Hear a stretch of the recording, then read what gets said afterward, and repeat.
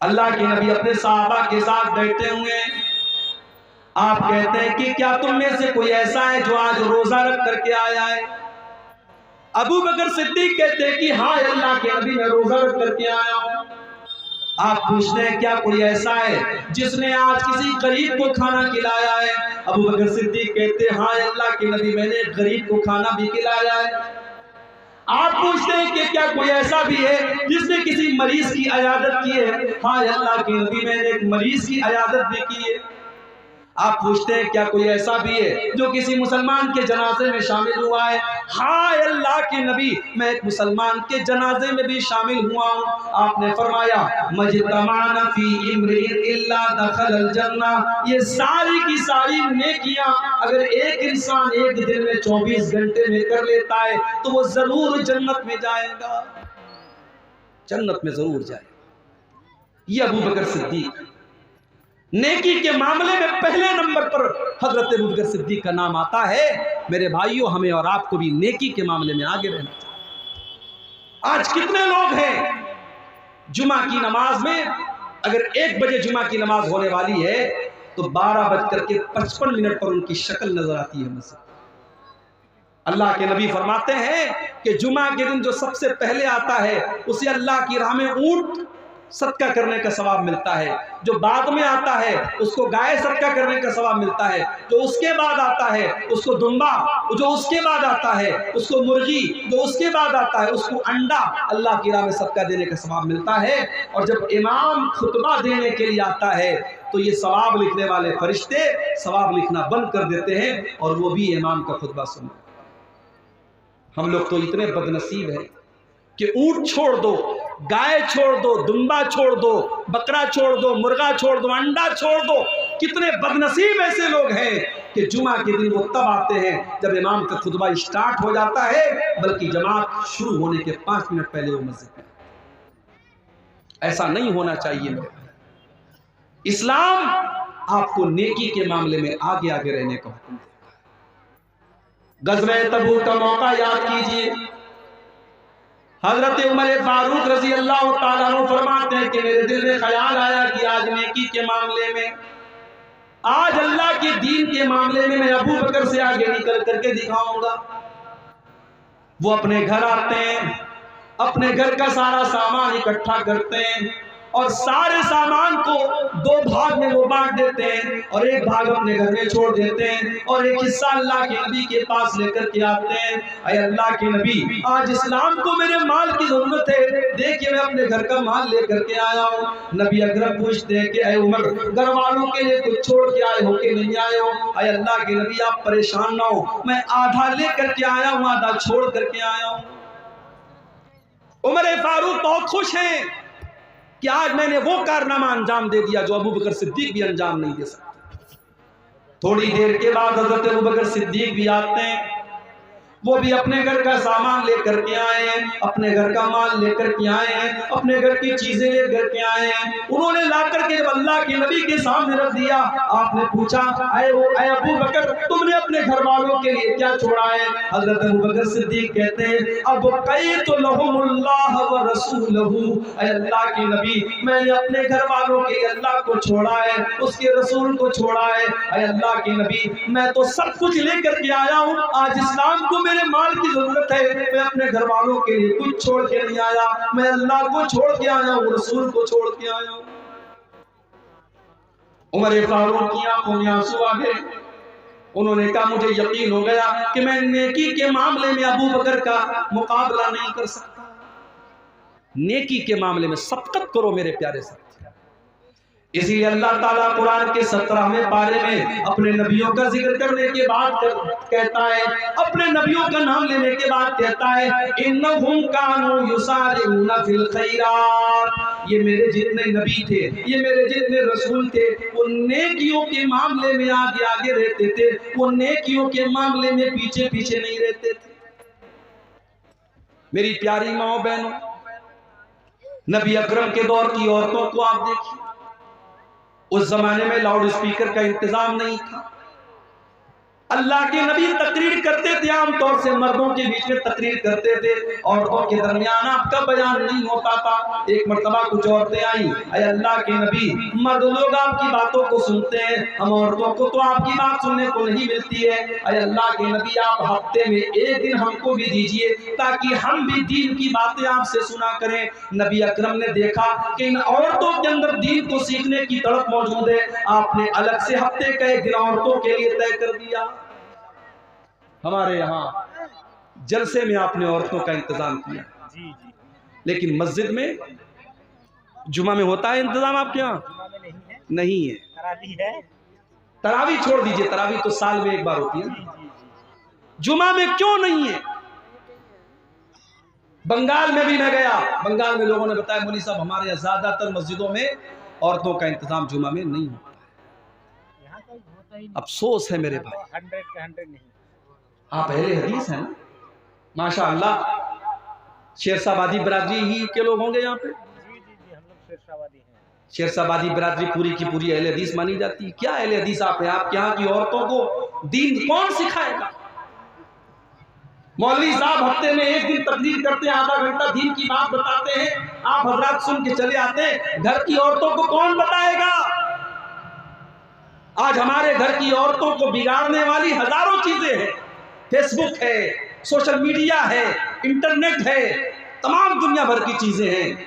उनको दीन सिखाने के लिए साल का एक जलसा काफी नहीं है, और जलसे में भी बेचारी आती है, तकरीर कम सुनती है, शॉपिंग ज्यादा करती है।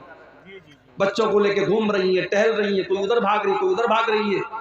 आप जुमा की नमाज में औरतों के लिए इंतजाम कीजिए, मेरे इंतजाम कीजिए। आप नबी अकरम के दौर की औरतें आकर के डिमांड करती है, अल्लाह के नबी आप हमारे लिए इंतजाम कीजिए, हमें दीन की बातें सुनाइए। और अगर आपने ऐसा इंतजाम नहीं किया, हालात बहुत बुरे हैं मेरे भाई। आज मुसलमान लड़कियां गैरों के साथ भाग रही हैं, फरार हो रही हैं, मुर्तद हो रही हैं, इस्लाम को छोड़ रही हैं, और हमारा आपसे तमाशा देख रहे हैं। अपनी औलाद को संभालिए, अपने बच्चों को संभालिए, अपनी औलाद को दीन की तालीम दीजिए, वरना पछताना पड़ेगा। अपने बच्चे और बच्चियों को जिस तरीके से आप स्कूल की और कॉलेज की तालीम देते हैं, उसी तरीके से दीन की तालीम दीजिए। उन्हें इस्लाम के बारे में बताइए, उन्हें तौहीद के बारे में बताइए, वरना आगे चल करके 10-15 साल के बाद जो हालात होंगे, हर घर और हर खानदान में इस तरीके के केस होंगे, फिर आपके पास हालात को कंट्रोल करने का कोई रास्ता नहीं। नेकी के मामले में आगे बढ़िए, पीछे मत रहिए। हजरत अमर बिन जमूह रज़ी अल्लाह तआला अन्हु बूढ़े साहबी अल्लाह की राह में जिहाद करने की वजह से उनकी दोनों टांगे खराब हो चुकी हैं। उम्र भी 70 साल के पार हो चुकी है। जब एक जंग का मौका आता है,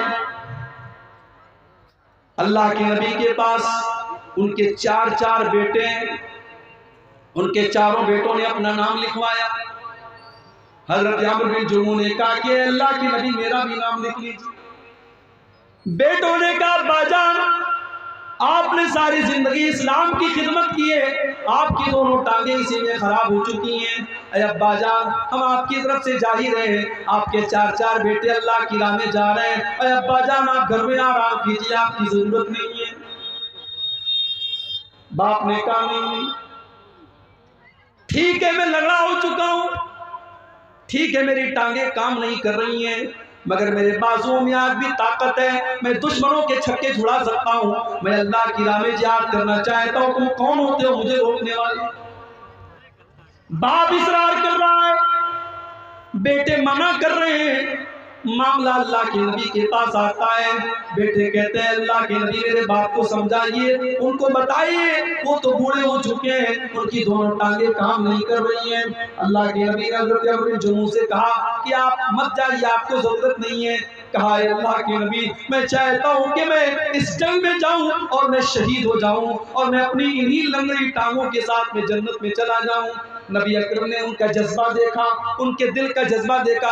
आपने बेटों से कहा जाने दो, इनको अल्लाह की राह में जाने का शौक है, इनके अंदर जज्बे जिहाद है, इनको रोको मत, इनको जाने दो। चुनांचे जंग होती है और हजरत अम्र बिन जमू अल्लाह की राह में जिहाद करते हुए उसी हालत में शहीद हो जाते हैं। ये थे नबी के साहब, नेकी के मामले में आगे आगे रहने वाले। हम और आप नेकी के मामले में पीछे रहते हैं, इंतजार में रहते हैं कि हमें कोई जब मोटिवेट करेगा, जब कोई कहेगा तब हम ये काम करेंगे। मेरे प्यारे साथियों, नेकी के मामले में आप आगे। नबी अकरम के साहबा को आप देखिए, अब्दुल्ला बिन मसूद रज़ी अल्लाह ताला अन्हु बहुत बेहतरीन कुरान पढ़ा करते थे। इतना अच्छा कुरान पढ़ते थे कि एक मरतबा अल्लाह के नबी रास्ते से जा रहे थे, अब्दुल्ला बिन मसूद के कुरान की तिलावत की आवाज आपके कानों में पड़ी। आपने फरमाया, जिसको कुरान बिल्कुल ताजा ताजा सुनना हो वो अब्दुल्ला बिन मसूद के मुंह से कुरान सुन ले। आज है आपके दरमियान ऐसे कुरान पढ़ने वाले हैं? कुरान पढ़ने वाला कोई होता भी है तो उसके फटे कपड़ों की वजह से हमें लगता है ये मदरसे में पढ़ने वाला बच्चा है, हम उसको हकारत की नजर से देखते।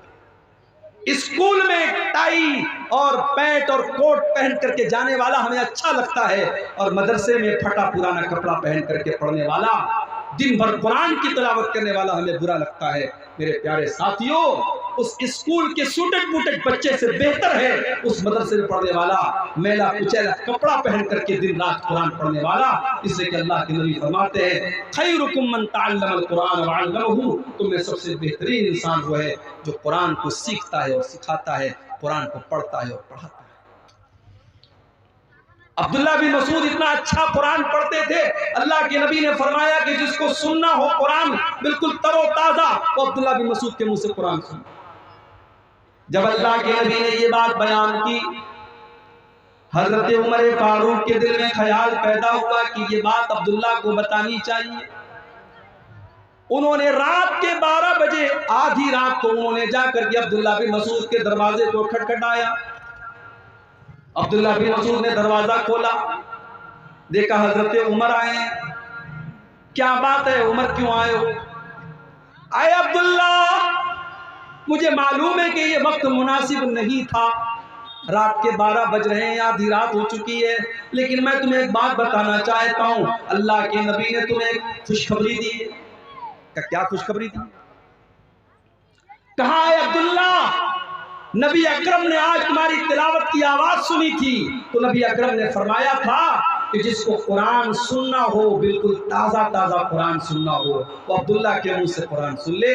मैंने सोचा कि मैं आधी रात को मैं जाकर के तुमको बता दूं, ताकि सबसे पहले मैं ये खुशखबरी तुम्हें सुना दूं। एक मुसलमान को अच्छी खबर देने में भी सवाब मिलता है, मैं ये खबर तुम्हें सुना। मस्जिद नबवी, एक गौर करके सुनिएगा, रास्ते में मस्जिद कुबा आपने बनाई, मदीने में पहुंचे तो सबसे पहला काम आपने मस्जिद बनाया।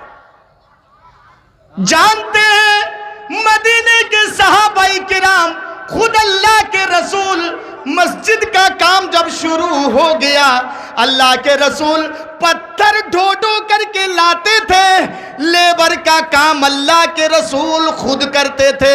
ए नेताओं, ए मास्टरों, ए 2 लाख कमाने वालों, महीने में 50,000 कमाने वालों, मस्जिद का काम हो और तुम ये सोचते हो कि मैं स्कूल का मास्टर हूं, मैं इंजीनियर हूं, मैं क्यों मस्जिद में काम करूंगा? पूर्णिया वालों सुनो, मस्जिद नबवी बन रही थी और अल्लाह के रसूल खुद लेबर का काम करते थे। पत्थर उठा उठा के अल्लाह के रसूल लाते थे और लेबर का काम करते थे। जब मदीने के अंसारियों ने देखा, जब मदीने के लोगों ने देखा कि अल्लाह के रसूल खुद अपने हाथों से पत्थर उठा के मस्जिद के काम में शामिल हो रहे हैं, तो मदीने के अंसारी भी लेबर के काम में शामिल हो गए। पत्थर उठा उठा करके लाने लगे और मस्जिद नबवी के काम में वो भी हाथ बटाने लगे। और बादशाह गुजरता गया, बादशाह गुजरता गया। ऐ पूर्णिया वालों सुनो, अभी वो मस्जिद इतनी बड़ी हो गई है, इतनी बड़ी हो गई है कि एक साथ में 12 से लेकर के 13 लाख हाजी एक साथ नमाज पढ़ेंगे। 12 से 13 लाख हाजी।